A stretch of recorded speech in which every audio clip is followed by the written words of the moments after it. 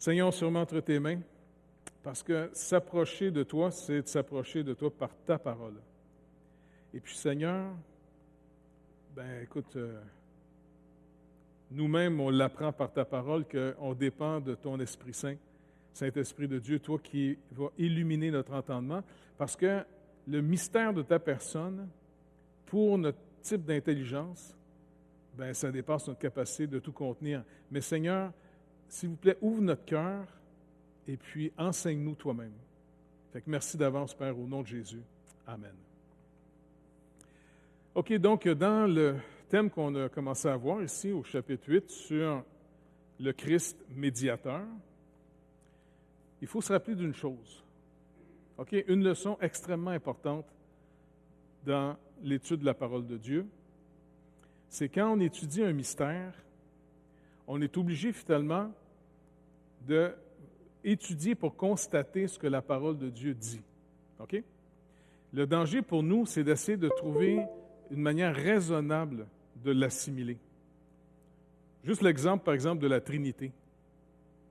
Tu sais, 3 subsistances, 3 personnes distinctes, mais un seul Dieu. Il n'y a pas 3 dieux. Il n'y a pas juste non plus un Dieu qui joue 3 rôles. C'est vraiment un Dieu et 3 subsistances. Donc, c'est un mystère qu'on est obligé de contempler, de croire, parce que la parole de Dieu nous l'enseigne, mais notre raison ne peut pas. Le danger, là, à toutes les fois que ça débarque, c'est que la raison, on essaie humainement parlant, raisonnablement, de soumettre la révélation à notre raison plutôt que de soumettre notre raison à la révélation. Et c'est comme ça, comme par exemple, la personne de Jésus-Christ, on a commencé à le voir, c'est 2 natures. Une entièrement humaine et l'autre entièrement divine. Donc ça, c'est vraiment important. C'est la 2e personne de la Trinité que le Père nous a donnée. N'oubliez pas comment Jean présente dans Jean 3,16, un des versets les plus connus de la Bible, « Dieu a tant aimé le monde qu'il a donné son Fils unique. » Le mot « unique » est très important ici, parce que quand Dieu a créé les anges, il y a aussi un titre pour eux d'être des fils de Dieu. Mais ils sont des fils par création. De la même manière que Adam est appelé un fils de Dieu. C'est comme ça quand Luc remonte finalement la généalogie de Jésus jusqu'à Adam. Matthieu, lui, je pense qu'il va jusqu'à Abraham. Mais il arrive à Adam, fils de Dieu. Mais ici, c'est dans le sens que son père, son auteur, c'est le Créateur. Mais quand il est dit fils unique, c'est que là, on a affaire finalement à l'engendré du Père. Puis n'oubliez pas, c'est que Dieu nous parle en humain. Puis l'œuvre la plus grande, malgré qu'on ait une génération, puis malheureusement à cause du péché, on est très... je ne sais pas, le côté de notre être est tellement affecté par le péché qu'on se tourne pour trouver de la valeur toujours dans de l'avoir. C'est pour ça que les gens essayent d'être quelqu'un en devenant riche. Mais ça n'impressionne pas Dieu. En d'autres mots, c'est juste posséder plus de poussière qu'un autre. Parce que pour Dieu, de l'or ou de la poussière ou de la... je sais pas, pour lui, c'est sa création. Il n'y a pas plus de valeur d'une chose d'un autre. Et même dans l'histoire du riche qui meurt et de Lazare qui meurt, le pauvre. Le pauvre, c'est quelqu'un qui, à son époque, comme même dans notre époque, si vous êtes extrêmement pauvre et puis que vous n'avez aucune influence, vous n'avez pas une renommée. Vous n'êtes pas connu. Mais dans l'histoire, Jésus donne un nom à Lazare. Mais il ne donne pas de nom au riche. Il l'appelle le riche. Donc, tu veux être connu pour ton avoir? Correct. Monsieur, avoir de l'argent. Tandis que Lazare, il est connu pour sa personne. Il est tellement pauvre en avoir qu'il lui reste juste, qui dans le monde, ça ne vaut pas grand-chose, il reste juste à personne. Donc, la parole de Dieu nous parle en vérité. Et ce que Dieu trouve le plus précieux de toutes les œuvres qu'on peut faire, une des œuvres les plus glorieuses qu'il a donné aux êtres humains de faire, c'est de procréer. Quand vous avez un enfant, c'est un moyen privilège. Parce que, Pensez-y un peu. Un enfant, là, c'est le résultat de nous deux. C'est un produit de nous deux. C'est incroyable quand tu y penses. Tu sais, quand je regarde ma fille, ben, tu sais, des fois, je vois des angles tu sais, elle ressemble à ma femme sur certains points. D'autres fois, d'autres trouvent qu'elle me ressemble. Et puis, même des fois, quand elle rit, je trouve qu'elle rit comme sa sœur, la plus jeune, Judith. Tu sais, souvent, et comme toi aussi. Toi, tu ris des fois? Ouais. Donc, c'est l'œuvre. Tu sais, c'est triste qu'on perd cette valeur-là, de mettre un être humain au monde qui est sorti finalement, qui a été produit par deux personnes. C'est l'œuvre la plus riche, la plus belle. Et c'est pour ça que, pour nous expliquer que Jésus-Christ, le Fils unique de Dieu, est la gloire du Père, eh bien, finalement, c'est comme nos enfants sont aussi notre gloire. Donc, c'est Dieu de Dieu, lumière de lumière. Mais pour nous, puisqu'on lit toujours dans la Bible qu'il y a un seul Dieu, on n'arrive pas à comprendre. Tu sais. Et c'est pour ça que même beaucoup de religions, quand ils nous entendent, nous autres les chrétiens, parler de la Trinité et du Fils unique de Dieu, eh bien, ils nous trouvent des idolâtres. Que ce soit les Juifs ou les musulmans, ils capotent bien raide quand ils nous entendent parler de Jésus comme étant le Fils de Dieu. Et même dans l'islam, il y a toute une mauvaise compréhension du Fils de Dieu. C'est comme s'ils pensent que dans notre tradition, Dieu aurait couché finalement avec Marie pour avoir un enfant. Mais ça, c'est l'histoire d'Hercule, là. Ça n'a rien à voir. Là, Zeus, il faisait peut-être une niaiserie de même, mais pas Dieu. T'sais. Donc, Jésus-Christ a été engendré par le Saint-Esprit. C'est une création. Dieu s'est créé en être humain. C'est quand même incroyable quand tu y penses. Il s'est créé être humain. Donc, c'est pour ça qu'il est très important de vérifier les versets bibliques aussi, pour avoir une étude personnelle des Écritures, parce que notre foi va toujours reposer sur les Écritures et notre compréhension des Écritures. Parce qu'oubliez pas, on peut lire les Écritures pour les comprendre. Comme un peu l'Éthiopien, quand il lisait finalement Isaïe 53, bien, il y a eu l'humilité de dire finalement à Philippe l'Évangéliste, quand l'autre dit « Comprends-tu ce que tu lis? » Non, il dit « S'il n'y a pas quelqu'un qui m'explique, je n'arrive pas à comprendre. » Tiens, il parle de qui? Et c'est là qu'il a parlé du Seigneur. Donc, pour nous, c'est vraiment important de bien s'enraciner dans les Écritures toujours, parce que c'est ça qui devient un ancre sûr. Sinon, on est comme des navigateurs sur une mer, avec des vents, des courants, et puis finalement, on ne sait pas où on s'en va. Mais par les Écritures, c'est la lumière. Ta parole est une lumière dans mon sentier. Une lumière, ça marche entre autres la nuit. C'est la nuit qu'on a besoin de lumière, pas vrai? C'est assez rare qu'on prenne une lampe de poche le jour pour s'éclairer. Mais la parole de Dieu nous est donnée parce qu'il faut accepter et réaliser que sans la parole de Dieu, on marche dans les ténèbres. Notre raison ne peut pas nous donner le but final. Jésus-Christ est devenu pour nous le but que Dieu a dévoilé. Il est le sens et le but de toute cette existence et même de toute la création. Et c'est pour ça qu'il est devenu, en plus, quand Dieu dit, il nous a tellement aimés qu'il nous a donné son Fils, afin que quiconque croit en lui ne périsse point, mais qu'il ait la vie éternelle. C'est l'expression d'un Père qui donne son Fils. Quand Dieu dit qu'il a donné son Fils unique, inévitablement, celui qui donne, c'est le Père. Et c'est pour ça que c'est important pour nous de réaliser que c'est Dieu, le Père, qui nous a aimés de toute éternité et qui a mis finalement un peuple à part avant même la création, pour lequel ce peuple va être destiné à son Fils. Et quand Christ est mort sur la croix, il est mort pour racheter ce peuple, du début de la création à la fin. Et si vous êtes des gens qui ont mis leur espérance en Jésus-Christ, vous faites partie de ce que Dieu a aimé avant la fondation du monde. C'est un mystère absolument incroyable. Vous êtes aimés de... On peut juste parler en humain là-dessus. Est-ce que vous réalisez que vous êtes connus et aimés de toute éternité? Parce que Dieu, il vit dans l'éternité. On était connus et aimés. Puis dans la parole de Dieu, le mot « connaître », ce n'est pas juste de l'information. C'est un attachement. C'est l'expérience. Et donc, c'est pour ça que c'est vraiment important pour nous autres de réaliser, OK, Seigneur, tu nous expliques que tu es deux natures. D'abord, tu es éternellement Dieu. Mais quand tu es venu sur terre, comme il dit que la grâce et la vérité sont venues par Jésus-Christ, eh bien, c'est au moment finalement que le Seigneur s'est incarné, selon la promesse qu'il avait faite dès le début de la Bible. De la femme va sortir la postérité qui va lui écraser la tête, au serpent. Et c'est comme ça finalement que Jésus a été moqué, parce que souvent quand il parlait aux gens, puis tu sais, il y a l'expression des fois qu'ils vont dire « Nous, on connaît notre Père ». C'est une manière assez effrontée de rappeler à Jésus « Ta mère a dû coucher avec n'importe qui pour t'avoir ». Mais ça prouvait juste une chose. On peut avoir la connaissance des Écritures. Moi, je suis sûr que les pharisiens avaient une hyper-connaissance des Écritures.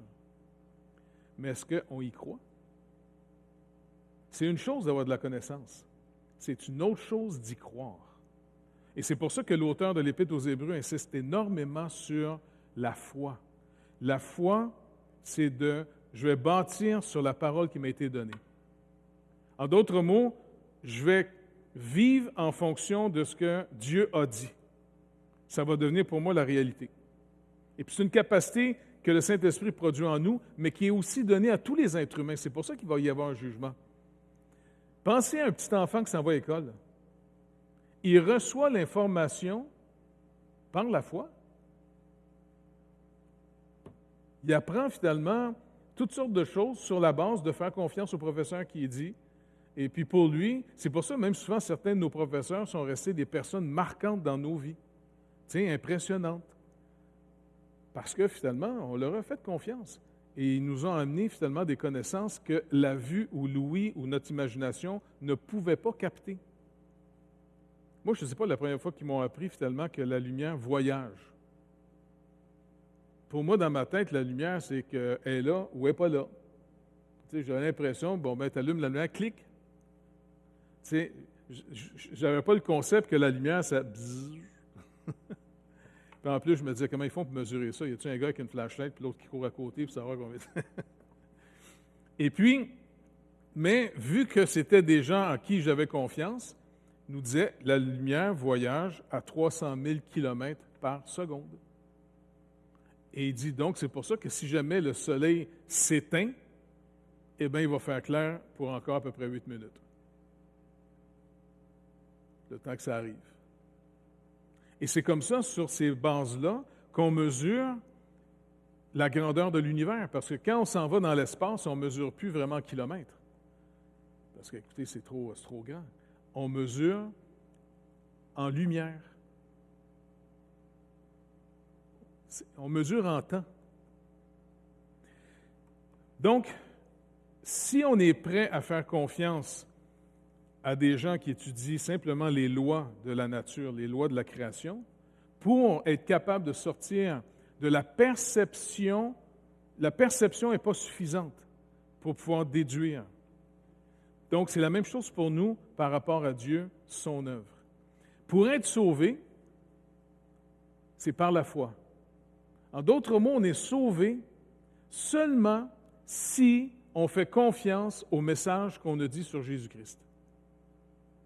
Et ça, c'est tellement dur pour les gens de juste bâtir leur vie sur un message, le témoignage de Jésus-Christ, le témoignage des Écritures et des apôtres. Mais c'est simplement en croyant que Jésus-Christ, on vient à lui par la foi, en disant, Seigneur, si tu es venu sauver ce qui est perdu, je reconnais que je suis perdu. Sauve-moi. Je me remets entre tes mains. Juste sur cette confiance-là du message, fais de toi une personne qui est née de nouveau. C'est quand même spécial, non? C'est pour ça que c'est plus facile d'ajouter un programme. Les gens ont plus confiance dans les gens qui vont dire, oui, l'Évangile, ils vont donner l'Évangile, tu sais, mais après ça, ils vont vous mettre sur un programme. Par exemple, quand l'Église catholique s'est enlisée finalement dans des œuvres méritoires, bien, les gens, d'abord, la plupart des gens n'avaient pas accès aux Écritures parce que l'imprimerie n'était pas encore sortie. Et puis, c'est comme ça qu'ayant contrôle de l'interprétation des Écritures, eh bien, finalement, ils ont commencé à dire, oui, en passant, un catholique est sauvé par pure grâce. Hein? La vie éternelle est donnée à tous les catholiques par le baptême d'eau. Pour eux, ils croient que le baptême d'eau, c'est le sacrement que le curé a comme pouvoir de transférer à un petit bébé la vie éternelle. Mais c'est transféré en semence. Et là, pour que ça puisse atteindre son but, tu dois, à partir d'un certain moment, vivre de sacrement, aller à la messe, ça fait partie des obligations, de manger l'hostie qui, pour eux, transforme dans le corps littéral de Christ, et puis d'aller à la confesse afin d'avoir le pardon de tes péchés régulièrement, par le prêtre qui a le pouvoir de te pardonner. En passant, il n'y a rien des Écritures qui dit ça encore. Et puis, ils vont te donner aussi un programme à suivre, des œuvres méritoires à faire. Et même au point qu'on pouvait acheter des indulgences. Tu sais, si t'étais pas fait une petite passe pas trop correcte dans les affaires, ben tu allais voir le curé, puis tu lui donnais finalement, tu sais, une petite... Ouais, c'est ça, c'est comme, tu sais, une petite protection à la mafia de la place, tu sais, pour aller faire une petite passe, tu comprends? Et puis, c'est... Oui. Mais, c'est pour ça que la réforme s'est faite d'abord à partir de l'éthique. Luther, quand il a fait sa déclaration de 95 thèses là, sur la cathédrale Saint-Pierre là, à Wittenberg, là, eh bien, là, écoute, c'était pour dénoncer cette escroquerie-là. C'est comme ça qu'ils ont bâti Saint-Pierre de Rome.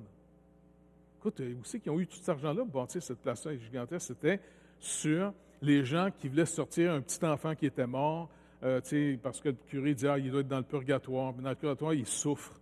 Mais le pape a le pouvoir de sortir de là.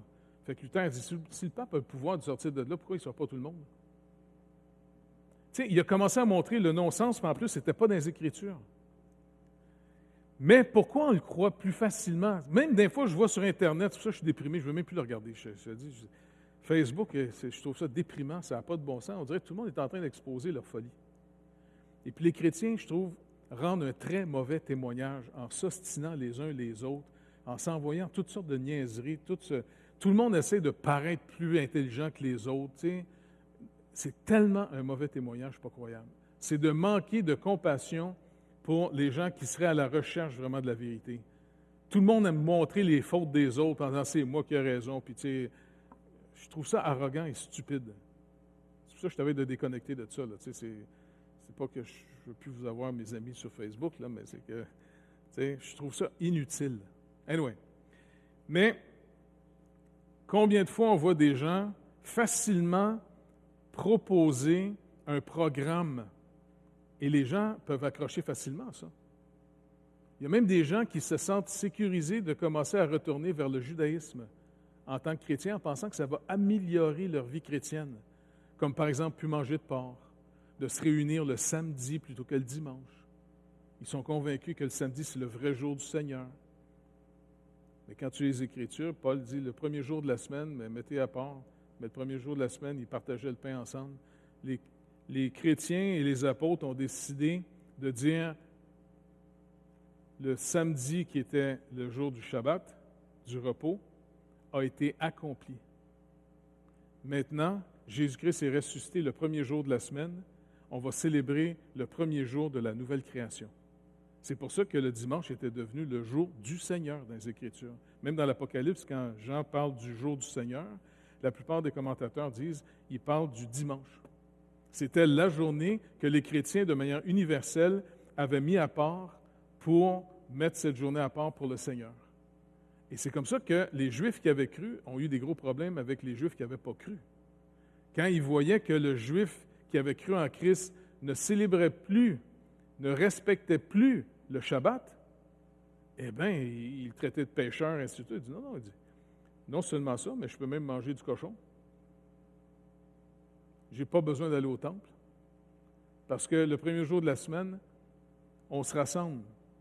On est le temple du Saint-Esprit. Mais tout ça, au début, n'oubliez pas, ça a coûté cher pour les gens de quitter une religion externe pour commencer à vivre dans la religion externe réalisée. Maintenant, elle devient invisible pour celui qui n'a pas la foi.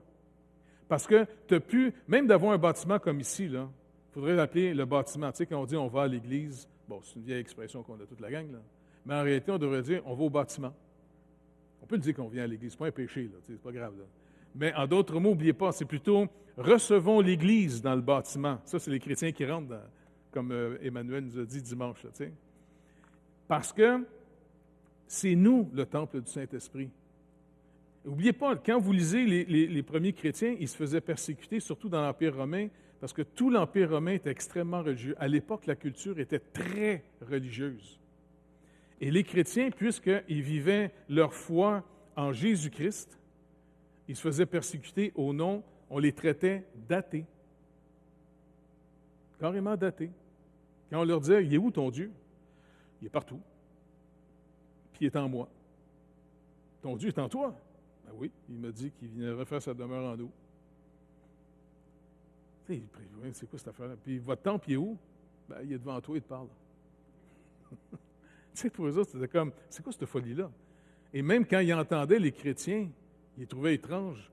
Puis ils entendaient, je ne sais pas, « Voici mon corps qui a été rompu, mangez, mon sang, buvez. » Là, ils étaient sûrs que c'est quasiment du cannibalisme, cette affaire-là, qui se font là. Ils mangent le corps de quelqu'un. Ou encore une fois, « Aimons-nous les uns les autres. » Là, ils étaient sûrs que c'est des orgies sexuelles là-dedans. Donc, ils ont payé cher de marcher dans le vrai avec le Seigneur, et le vrai ne peut être maintenant que reçu par la parole. Vous ne pouvez plus rentrer dans un lieu saint. Ce n'est pas un lieu saint ici. C'est peut-être un lieu qu'on a mis à part pour le Seigneur, mais il faut faire attention de ne pas le sanctifier au-delà des gens qui viennent. C'est les gens qui viennent ici qui sanctifient le lieu. De la même manière que si on décide de faire un culte dans le parc en arrière, bien, soudainement, ça va être saint. Il est sanctifié parce qu'on est tout là. Quand on part, bien, on peut rejouer au basket. Vous comprenez ici, le but, c'est vraiment important. C'est pour ça que l'ancrage dans les Écritures pour nous, et même pour les Juifs à l'époque, était vital. Si un Juif faisait un sacrifice par la foi, il était reçu de Dieu. Si un autre faisait le même sacrifice, mais en croyant qu'il faisait la bonne chose magique, c'était pas reçu de Dieu. Parce qu'en réalité, c'était une expression de foi et non pas « je crois dans ce que je fais ». Ce n'est pas l'action, ce n'est pas la chose elle-même. Tu sais, quand tu allais voir le souverain sacrificateur et puis avec la cendre de la vache rousse, puis de l'eau, puis il te purifiait des iniquités finalement physiques, eh bien, tu partais par la foi. Mais il y en a d'autres qui croyaient qu'il y avait vraiment un pouvoir dans cette eau-là, un peu comme, je ne sais pas, moi, certains catholiques croient qu'il y aurait un pouvoir dans l'eau bénite. Moi, quand j'étais petit, puis le curé nous avait dit, tu sais, que là, en arrière, il y avait l'eau bénite, là, et ça, c'est le rappel de votre baptême. OK, ouais. Puis quand je vous avais dit, quand la maîtresse a dit, je suis en première année, je pense, il fallait tous acheter un chapelet. Fait que, tu sais, nos parents nous avaient acheté un chapelet, puis il y avait toutes sortes de chapelets de l'époque, tu sais. Puis il y en avait un qui brillait le soir. C'est là que j'ai demandé à ma mère, tu peux-tu me trouver celui qui brille la nuit, tu sais? Mais la maîtresse nous avait dit, n'oubliez pas, ça ne donne rien de faire le « Je vous salue Marie » là, en ce moment, ou le Notre Père, parce que le prêtre n'a pas encore béni votre chapelet. Bon, il n'était pas opérationnel encore. Ça fait qu'elle disait, faites-vous-en pas, vendredi, on va aller à l'église. L'église, c'était juste en face, l'autre bord de la rue de notre école. Et puis là, le curé va venir amener vos chapelets. Puis, et comme nous autres, c'est la grosse affaire, tous les enfants qui tripaient bien raide, tu sais. Et puis, le curé nous avait expliqué l'eau bénite. Quand vous rentrez, mettez votre main dans l'eau, puis faites le signe de la croix, tu sais. Moi, je ne savais jamais quel bord c'était, parce que je suis gaucher, je me trompais tout le temps de bord. Et puis, fait qu'il dit, montrez-moi vos chapelets. Fait que là, oh Seigneur, bénis ces chapelets, tu sais. Et puis là, on était tous ceux qui étaient énergisés, ça y est, tu sais, ils sont partis. Puis, moi, j'étais un petit peu trop littéraliste à l'époque, tu sais. Quand on est sorti de l'Église, devinez ce que j'ai fait pour amplifier que ça marche encore plus. Exactement, j'ai mis le chapelet dans l'eau bénite. Hein. Ça va. Et là, ça va prier pas à peu près. Ça va. Mais les gens, écoute, quand tu penses que dans les places qui vont faire des, voyons, tu sais, comme à Sainte-Anne-de-Beaupré, tout ça, là, des pèlerinages, là. Sainte-Anne de quoi? C'est ça, ouais. Les gens, là, tu sais, ils rentrent dans le magasin, puis il y a toutes sortes de petites choses à acheter, des médailles, mais il faut que tu la fasses bénir, puis l'énergiser, je ne sais pas la partie, tu sais. Mais quand tu penses à ça, puis quand j'étais petit, que je voyais des gens dans leur voiture avoir des crucifix, avoir des médailles un peu partout, il y en a qui mettaient ses pneus, tu sais, pour protéger la route. Ou bien, encore une fois, une tante, elle disait, non, non, les cierges, c'est important parce que quand il y a des gros orages, on en met un dans la fenêtre. Ah ouais. Mais pas n'importe quelle chandelle, il fallait que ce soit, encore une fois, un cierge béni. Si n'est pas béni, bien, il ne marche pas. Écoute, est-ce que vous réalisez à quel point la superstition, ça rentre facilement? Et parce que nous, là, c'était plus facile. Un, on n'avait pas accès aux Écritures. Deux, le curé, c'était l'intermédiaire entre Dieu puis nous autres.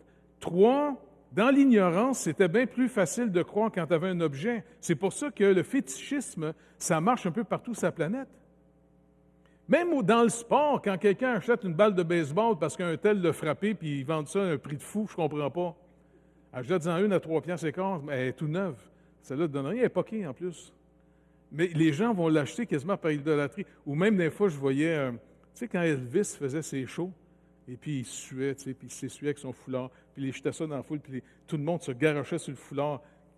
Il puait, ce foulard-là, en plus. J'ai dit, tu sais, bien, c'est à ce point-là qu'on peut être fétichiste. Et le Seigneur nous dit, non, attachez-vous à ma parole. Et les prophètes, sous l'inspiration du Saint-Esprit, ont même moqué à l'époque les gens qui prenaient une bûche, là, ils avaient coupé un arbre, ils se faisaient des bûches, le monde faisait toute leur nourriture avec du bois, coupé, normal. Puis souvent, ils en gardaient une pour faire un visage, tout l'arranger, et puis après ça, ils se mettaient à genoux devant cette bûche avec un visage tout fait et disaient, « Maintenant, mon Dieu, sauve-moi. » Mon pauvre toi, tu parles à du bois. Le reste est en train de chauffer ton eau. Bien, on peut être à ce point-là perdu. C'est pour ça que le Seigneur nous dit, sans la foi, vous ne pouvez pas être agréable. Sans me faire confiance quand je vous parle, je suis désolé, je ne peux pas vous approuver. C'est pour ça que l'étude des Écritures est vitale. C'est notre première activité. Même avant de prier, la parole dit elle-même, si quelqu'un se détourne des Écritures, même sa prière est une abomination. Tu sais, il y a des gens qui vont dire, non, moi, je ne lis pas la Bible, je ne lis pas. Moi, je prie. Oui, mais pourquoi? Tu pries quoi? Ah, moi, ça vient de mon cœur. Ça vient vraiment de mon cœur. Moi, sais-tu qu'est-ce que la Bible dit? Le cœur, il est tortueux par-dessus tout. Tu as un cœur pourri. Fait que tu penses que finalement, que ça sort de ton cœur, c'est pur? Pas sûr. Donc, le Seigneur nous dit, revenez toujours aux Écritures et soumettez votre raison à la révélation. Mais on est dans une époque qui fait tout pour se délivrer de la révélation biblique pour dire, non, non, moi je suis scientifique. Et puis, en même temps, c'est même pas vrai. La plupart des gens n'ont même pas étudié la science pour se déclarer scientifique. Donc, et si quelqu'un a vraiment un esprit de recherche intelligent, puis, tu sais, dans le sens, moi je suis pour la science, c'est super la science, ça nous a amené une vie beaucoup plus confortable. Mais est-ce que vous réalisez que la Bible, des millénaires, avant même que Carnot puis Cassius, je pense, ont découvert finalement, dans le milieu du 19e siècle, la fameuse deuxième loi de la thermodynamique, il était déjà marqué dans le psaume 102 que l'univers s'use comme un vêtement. Mais c'est tout récent. Même j'écoutais finalement des clips de Hubert Reeves, un astrophysicien. Il dit, ça fait pas longtemps qu'on est devant un mystère incroyable. Le mystère, finalement, que, bon, à date, il dit, le mieux qu'on a, c'est la théorie du Big Bang, mais d'où ça vient?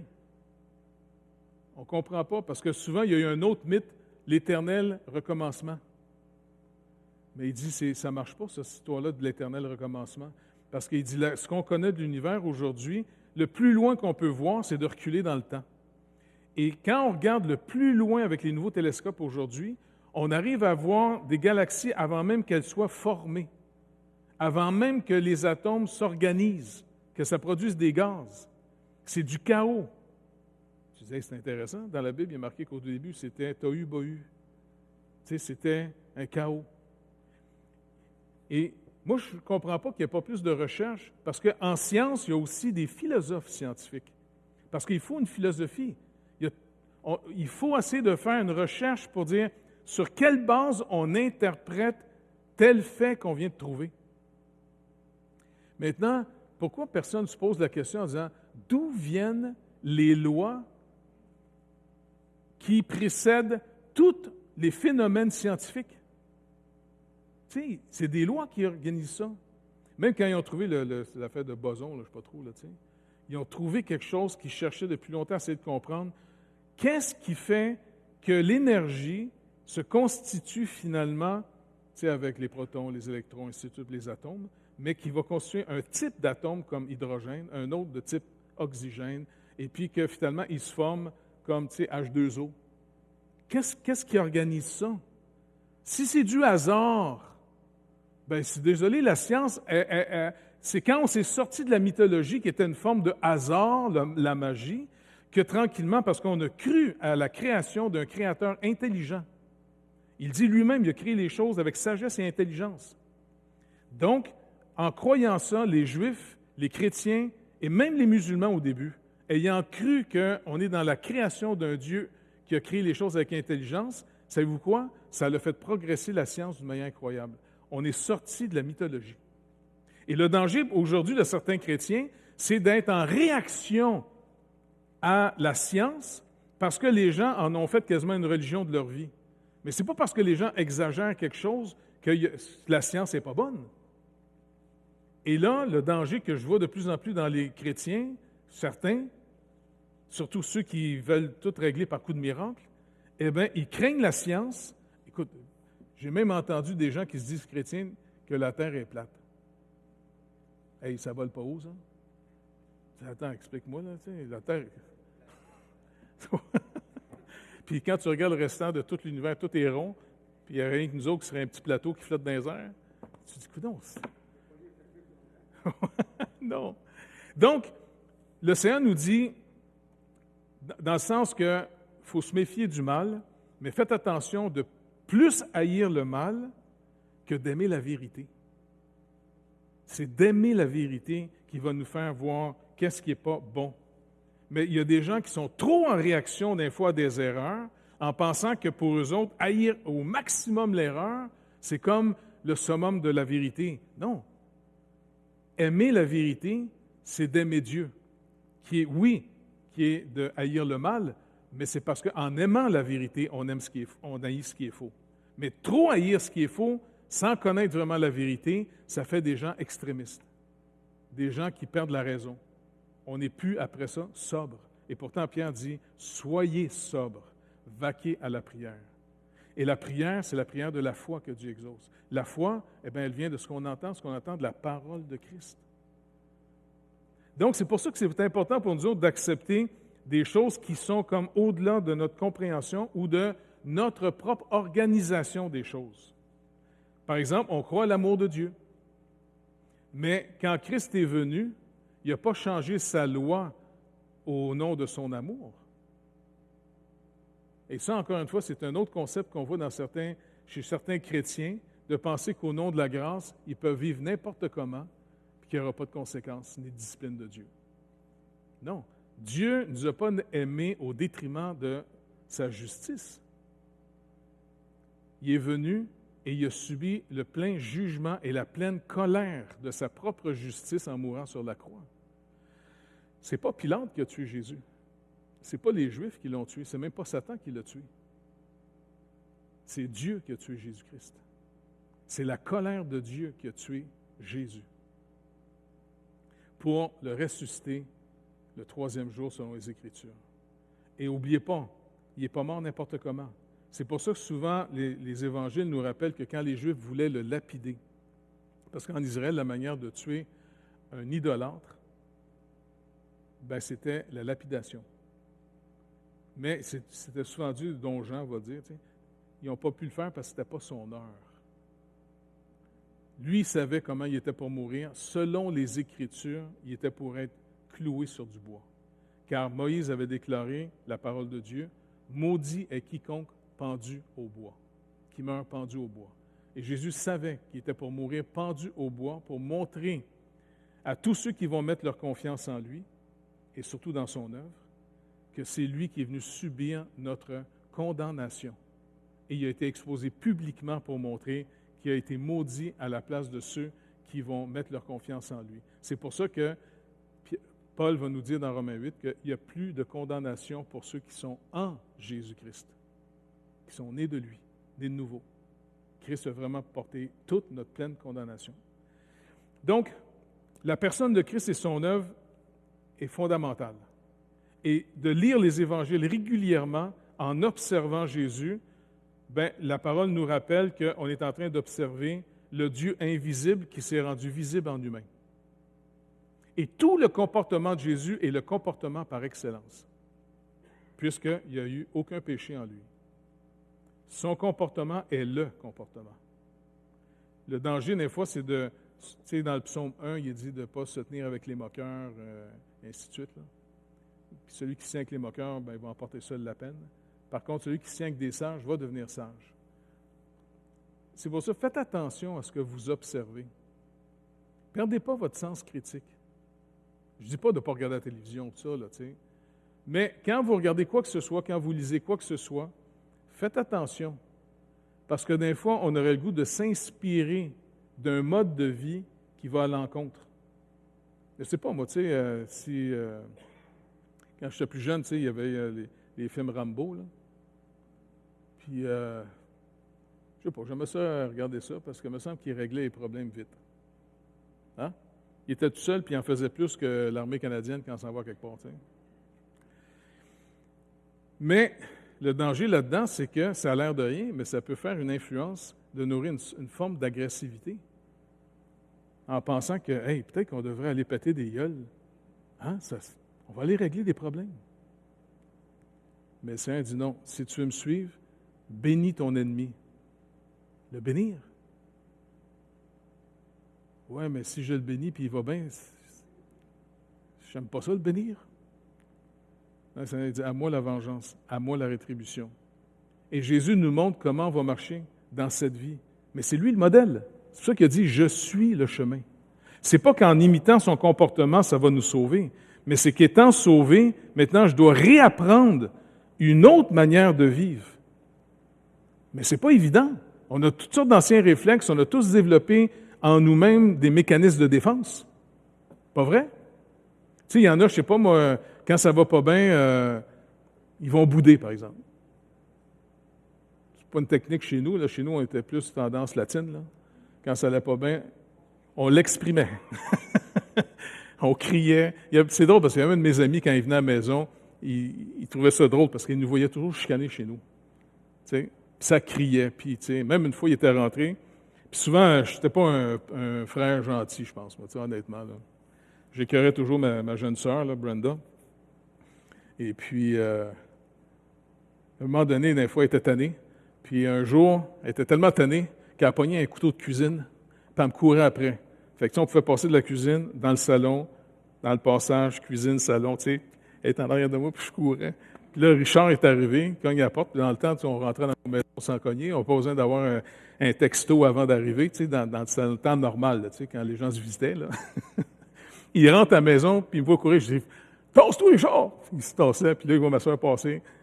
Tu sais, et puis en plus, ça finissait, on riait. Parce que moi, je me suis barré les pieds, bing, j'ai planté dans le salon, puis ma soeur disait « Bon, enfin! » Mais elle ne m'a pas poignardé, tu sais. Mais Richard, il n'en revenait pas. Il dit « En tout cas, j'aime ça venir chez vous, il y a vraiment de la vie. » Oui, tu vois, elle aurait pu me tuer, mais elle ne l'a pas fait. T'sais. Mais pour lui, quand j'allais chez eux, c'était un autre mode de vie. Lui, c'était le plus jeune de sa famille. Et puis, c'était tellement tranquille dans cette maison-là que moi, quand j'allais là, c'était comme une cure de repos. Mais je trouvais ça un petit peu angoissant. Tu sais, c'était tellement silencieux que j'entendais l'horloge. Il y avait une horloge Black Horse, là, tu sais, l'ancienne bière, là, parce son père avait une épicerie. Et puis, il y avait un néon rouge. Et puis c'était tellement silencieux que j'entendais toujours des... J'en revenais pas, tu sais. Tout le monde était très tranquille. Fait que c'est pour ça que Richard dit, j'aime ça aller chez vous, ça fait du bien. Il me semble qu'il y a de la vie, tu sais. Mais c'est des modes de vie. Et chacun de nous autres, on a développé des modes de vie. Et n'oubliez pas, le péché, c'est qu'on est né séparé de Dieu. Et puis là, finalement, notre être, on cherche à le valoriser pour être accepté. Parce que le rejet, c'est facile, pas vrai? Un peu trop d'échecs, là. Tu sais, tu es valorisé quand tu as des échecs. Tu sais, je sais pas, mais si tu vas bien à l'école, tes parents sont contents. Si tu ne vas pas bien à l'école, tes parents sont moins contents. Donc, ta vie est fondée en fonction est-ce que je mérite d'être aimé ou je mérite d'être haï et d'être rejeté? Et puis ça, c'est très ancré en nous, là, tu sais. C'est pas mal en passant. C'est pas mal. C'est bon de viser le mieux. Mais de quel amour Dieu nous a aimés? Il ne nous a pas aimés parce qu'on était meilleurs que les autres. Il nous a aimés pour nous sauver, pour vraiment venir au milieu de nous. Et comme il est dit ici, que quand le Seigneur est né, il est né sous la loi. Il est né sous la malédiction. Dans le jardin d'Éden, c'était pas, le jardin, on n'était pas sous la loi dans le jardin avant. On était sous l'action et l'influence de Dieu.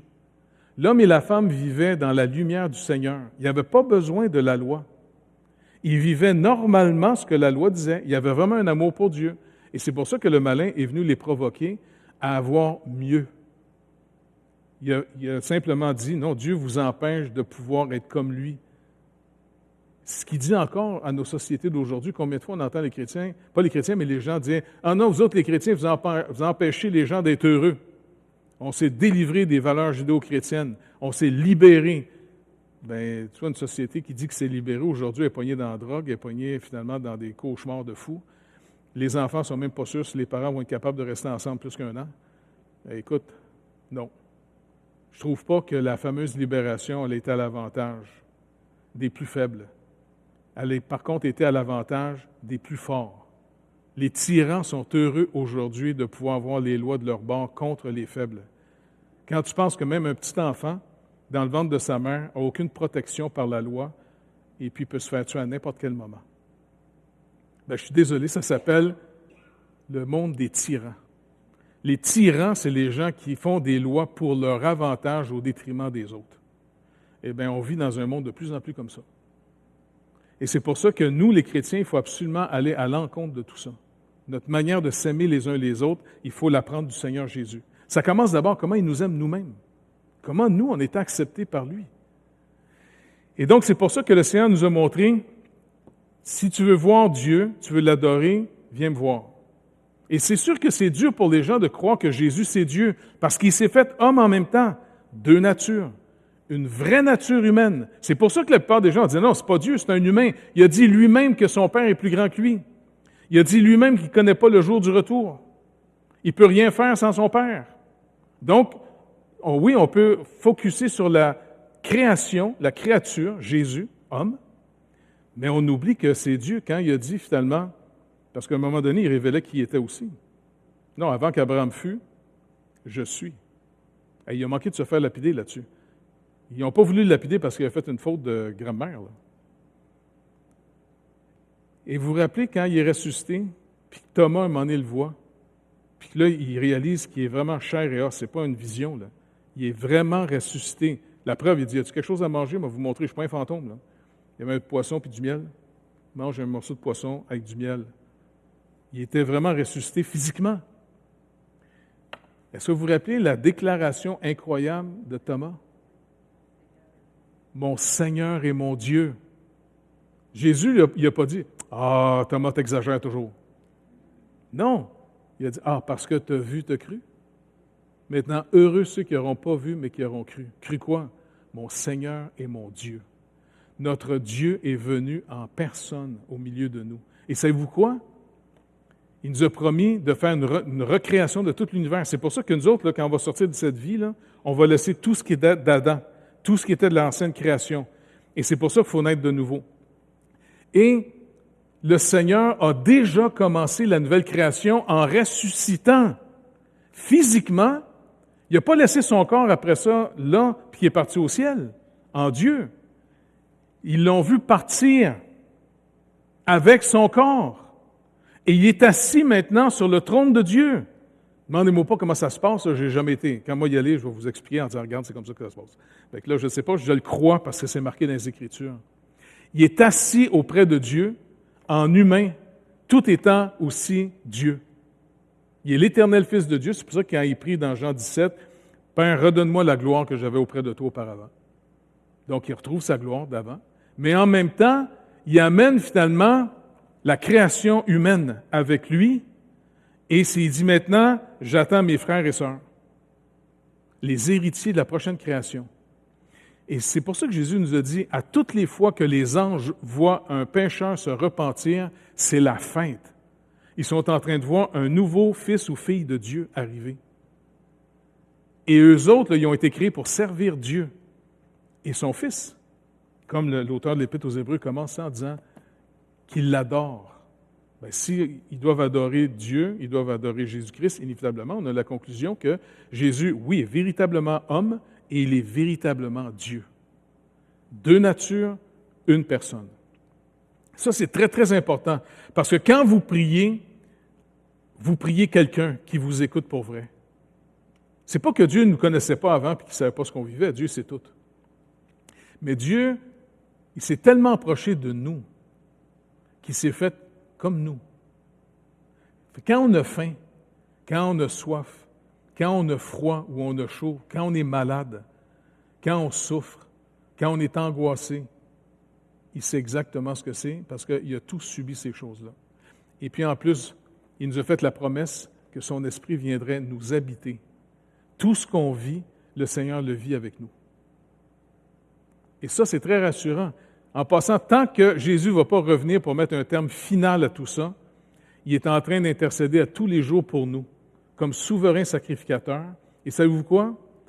Il se réjouit quand on se réjouit et il souffre avec nous quand on souffre. Ne perdez jamais de vue que quand on souffre, il souffre avec nous. Il sait ce qu'on fait. Parce qu'il a dit lui-même à Saul de Tarse, qui persécutait les chrétiens, qui les faisait mettre en prison, qui les faisait battre. Savez-vous, quand Jésus l'a approché sur la route de Damas, dans sa gloire, « Saul, Saul, pourquoi me persécutes-tu? » Ça veut dire qu'à toutes les fois qu'on touche un chrétien, qu'on fait du tort à un chrétien, le Seigneur le prend personnel. N'oubliez pas la promesse qu'a faite à Abraham. Ceux qui vont te bénir, je vais les bénir. Ceux qui vont te maudire, je vais les maudire. Donc, tout ce qu'on vous fait, le Seigneur le prend personnel. C'est pour ça que c'est important pour nous, en tant que croyants, de aussi voir comment s'aider les uns les autres, d'abord. Et puis, deuxièmement, aussi, comment on peut aider les autres dehors. Tu sais, par exemple, de participer avec le portail à leur banque alimentaire, puis éventuellement à le développer ici, et puis peut-être aussi aller, je ne sais pas, éventuellement vers... on va en parler avec Marc-André, on verra. Mais comment on peut manifester la compassion de Dieu, ce qui nous a manifesté à nous-mêmes, de le manifester aux autres. On le manifeste déjà dans d'autres pays. Et ça, pour le Seigneur, c'est extrêmement important ce qu'on fait. Parce que lui-même le dit dans Matthieu 25. Quand il va dire finalement au béni du Seigneur puis au maudit, il différencie les deux de deux manières. Les bénis, il dit, quand j'avais faim, vous m'avez nourri. Quand j'avais soif, vous m'avez donné à boire. Quand j'étais nu, vous m'avez habillé. Quand j'étais malade, vous m'avez visité. Puis les justes vont dire, mais attends, quand est-ce qu'on t'a vu avoir faim, malade? À toutes les fois que vous l'avez fait au plus petit de mes frères. Donc, jamais négliger cet aspect-là. En tant qu'Église, oui, on s'approche de la parole de Dieu pour vraiment avoir la vérité et la lumière, pour pas que les ténèbres, là, savez-vous ce que ça fait? Ça nous rend égocentriques. Ça nous donne l'illusion que hey, j'ai juste ça à vivre, moi, tassez-vous, je n'ai pas de temps à perdre avec vous autres, moi, je vais être heureux. Le Seigneur dit, tu t'es trompé de chemin, bonhomme. Le vrai bonheur, il dit, il y a plus de bonheur à donner qu'à recevoir. Parce que c'est l'amour qui est en nous, l'amour de Dieu en nous, qui nous presse. Et quand on donne par amour, là, il y a vraiment, honnêtement, il y a plus de plaisir à donner aux gens, à aider quelqu'un, qu'à être aidé. C'est sûr qu'on est reconnaissant que quelqu'un nous aide. Mais quand on peut faire du bien à quelqu'un, il y a vraiment un bonheur, je ne sais pas, qui est plus haut, qui est plus fort. Donc, c'est pour ça que la parole sur la personne du Seigneur est extrêmement importante. Et ça a pris du temps que l'Église a dû corriger des erreurs sans arrêt parce que des gens essayaient de raisonnablement mettre Jésus accessible. Les Écritures. C'est pour ça qu'on disait, là, s'ils ne croient pas qu'il est Dieu, ben je suis désolé, ils ne croient pas à la personne comme il faut croire. Si on ne croit pas que c'est un être humain, eh bien, on ne croit pas ce que le Seigneur dit de lui. Et si on ne croit pas à sa résurrection physique, ce que malheureusement certaines personnes n'y croient pas, je sais que dans les témoins de Jéhovah, on ne croyait pas à la résurrection physique de Jésus, mais malheureusement, savez-vous quoi?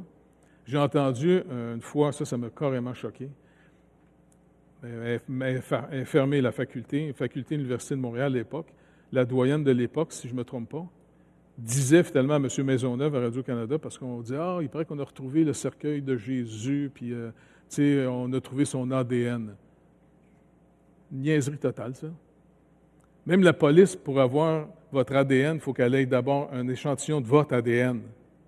C'est comme dire « Oui, on a trouvé ses empreintes digitales. » Même la police, pour avoir les tiennes, donne-moi d'abord les tiennes, puis on va savoir si les mêmes sont ailleurs. Puis elle a dit, non, de toute façon, les grands théologiens ne croient pas, ça ne croit plus maintenant à la résurrection physique de Jésus. On croit que c'est son enseignement qui a ressuscité. Puis, tu sais, tout l'aspect philosophique, encore, j'en revenais pas. Puis même Maisonneuve, à l'époque, ou en tout cas un des commentateurs, il dit, attendez, l'Église, là, me semble, j'ai déjà entendu quand j'étais jeune, repose, toute notre foi chrétienne repose sur la résurrection de Jésus-Christ. Si Christ n'est pas ressuscité, notre foi est vaine. On est toujours dans le péché et dans la mort. Le commentateur de Radio-Canada qui corrige la madame. Mais elle, on a les grands théologiens qui disent, comme vous chercher c'est des grands épais, c'est tout. Puis n'oubliez pas, plus t'es haut, moins il y a de l'oxygène. Hein?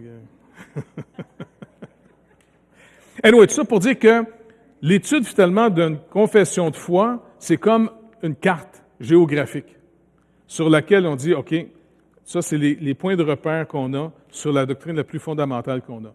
Et donc, le chapitre 8 sur la personne de Christ, vraiment, c'est quelque chose à lire, à méditer. Lisez les versets pour vous-même et puis priez que le Seigneur illumine sa parole, que ça devienne une lumière pour le comportement de votre vie. Et savez-vous quoi? À force de méditer la parole de Dieu, ça va produire des raisonnements. Ça va produire des manières de pouvoir vous expliquer. Et c'est comme ça qu'on développe une apologie solide. Défendre notre foi. On a juste à relire le plus long message, le plus long sermon écrit dans les Actes, c'est pas ceux de Paul. Est-ce que vous rappelez qui est le plus long? Étienne. C'est le plus long message. Quand vous lisez ça, c'est fabuleux. Et ça, c'est un juif qui était méprisé des autres juifs parce que c'est un juif helléniste. C'est un gars de la diaspora. Mais, quand tu es plus pauvre, tu es moins arrogant. Tu es moins je sais tout. Lui, il s'est attaché aux Écritures. Et c'est les hellénistes, c'est les juifs de la diaspora qui ont le mieux et le plus vite compris l'œuvre accomplie de Christ. Ils ont très vite compris le temple était simplement une image. Mais pour les Juifs de Jérusalem, le temple était totalement sacré. Ils avaient compris plus vite parce qu'ils étaient considérés et méprisés. Encore une fois, notre pauvreté, ce que les gens méprisent de vous, là, chérissez-le. C'est le lieu où on s'en va rencontrer le Seigneur. C'est notre motivation de le rencontrer. Méfiez-vous plutôt dans vos vies de où ce que vous êtes trop bon. C'est pas mauvais d'être trop bon, mais c'est dangereux parce que ça vous donne l'impression d'autonomie. Et donc, c'est pour ça que, ensemble, continuons à connaître le Seigneur pour toujours mieux. Quand on va se retrouver la semaine prochaine, si vous prenez le temps de lire ça comme il faut, parce qu'il y a un passage intéressant là-dedans qui trouve bien du monde, c'est sur le fameux appel, la prédestination. Ça fait capoter tout le monde. Ça fait que ce qu'on va voir la prochaine fois, pour finir notre session, parce qu'après ça, on s'en va juste les groupes d'été, hein, c'est ça? Puis, ceux qui veulent venir, on ouvre la Macasa, parce que là, ça y est, on va pouvoir voyager. Fait à partir de samedi prochain, samedi, on va aller faire un tour à la Macasa, aller à la boulangerie de Jean, rencontrer les chrétiens là-bas. Puis, j'ai proposé à Jean de reprendre l'Apocalypse. On va étudier ça le samedi matin ensemble. Fait que ceux qui veulent venir, venez nous rejoindre à la Macasa.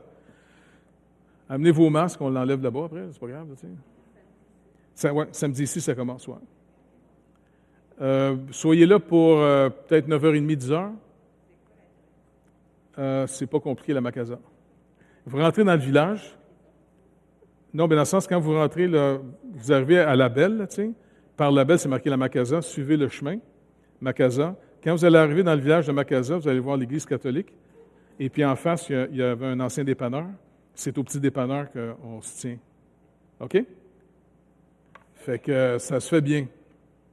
Belle région en plus, hein? Ça fait que... S'il y en a qui ont besoin de livres, je sais que on va aller chercher Francine Auger. Et puis aussi M. Tremblay, là, tu sais. Fait qu'on va monter. C'est le fun d'être couple dans un char, puis on jase ensemble, on prie ensemble, puis on a, tu sais. Donc, si vous êtes là vers 9h30, 10h, là, tu sais. Et puis, amenez-vous un petit lunch. On met tout ça ensemble, puis on se fait un petit agapé, ouais. Puis ça, c'est le fun parce que c'est là qu'on peut en manger de la nourriture que nos femmes nous défendent habituellement. La pizza froide, puis les sandwichs. Voilà. Non, ça va être béni. Puis au mois d'août, je vais faire le tour de certaines de nos églises. S'il y en a qui veulent venir aussi, au mois d'août, par exemple, aller au Saguenay, après ça à Montjoli, Rivière-du-Loup, parce qu'à Rivière-du-Loup, on va visiter le groupe aussi là-bas, aller à La Chute, et puis à Québec. Fait que pendant ce temps-là, il va y avoir d'autres prédicateurs ici qui vont amener la parole. Mais on va bouger, on peut bouger, là, une longe lousse. Avant que le virus revienne, let's go. Moi, je veux... En tout cas, je n'ai pas suivi les notes, je suis désolé, les gars. Mais d'étudier la personne du Seigneur, c'est une des choses les plus belles au monde parce que vous êtes en train de voir Dieu, Paul nous le rappelle, Dieu, le Dieu invisible s'est rendu visible en Jésus-Christ. Quand vous contemplez le Seigneur Jésus en humain, c'est comme si Dieu disait, si je viendrais en personne, c'est moi, Jésus. Pas beau, ça? Fait que la prochaine fois, on va étudier un sujet qui fait capoter tout le monde, le libre arbitre. D'accord? Prenez l'avance, OK? Lisez-le, voyez les passages, et puis notez des questions, si vous avez des questions, puis on va aborder ce sujet-là du fameux libre arbitre. OK? Ça va être mercredi prochain, ça va être notre dernière rencontre jusqu'au mois de septembre, c'est ça? Puis après ça, c'est des rencontres maison, hein? On vous encourage en passant de faire vos groupes maison pendant qu'il fait beau, pas quand il mouille, mais quand il fait beau au moins, dans vos jardins, tu sais, dans vos cours. C'est le fun, tu sais. Tout le monde est dehors ensemble, vous pouvez chanter ensemble, être proches les uns des autres. Le gouvernement nous le permet. De toute façon, M. Legault veut absolument aller voir les Canadiens. Ça fait qu'à cause de ça, il va ouvrir nos églises. Pauvre monsieur. Oh my gosh. Mais loin. Et puis, je vous encouragerais, ceux qui, c'est pas dangereux pour votre santé, d'aller chercher vos vaccins. Parce que ceux qui pensent qu'ils n'en ont pas besoin, peut-être que vous ne pouvez pas avoir beaucoup de symptômes, selon ce qui nous est dit dans le médical, mais le problème, c'est que vous pouvez être un porteur pour des gens plus faibles. Donc, travaillons ensemble de se faire comme un genre de bouclier. Tu sais, moi, je leur fais confiance. S'ils me disent « Non, ça va te tuer », écoute, de toute façon, on va mourir de quelque chose anyway. Que, je m'en vais chez nous si je meurs. C'est ça.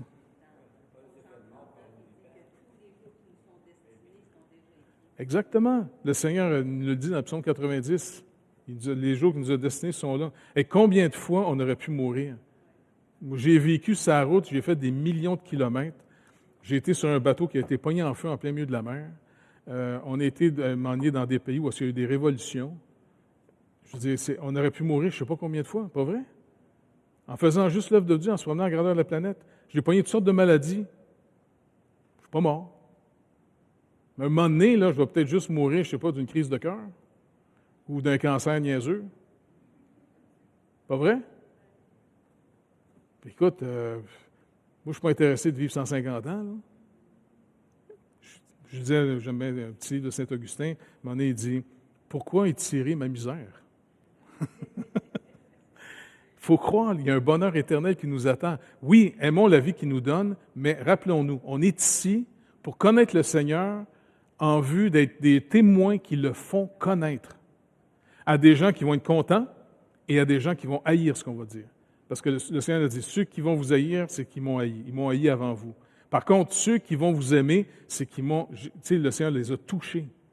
Le Seigneur enlève le cœur de pierre puis il met un cœur de chair. Tu sais, quand on voit l'apôtre Paul arriver, finalement, je pense que c'est à Philippe, puis il cherche, il n'y a pas de synagogue, mais il dit, OK, on va essayer de trouver une rivière, un point d'eau. Parce que les Juifs, quand ils prient, ils font des ablutions. Fait qu'il dit, on va essayer de trouver. Il commençait toujours avec ceux qui avaient au moins la Bible, les Juifs. Et quand il a été trouver une rivière, qui c'est qu'il a rencontré? Lydie.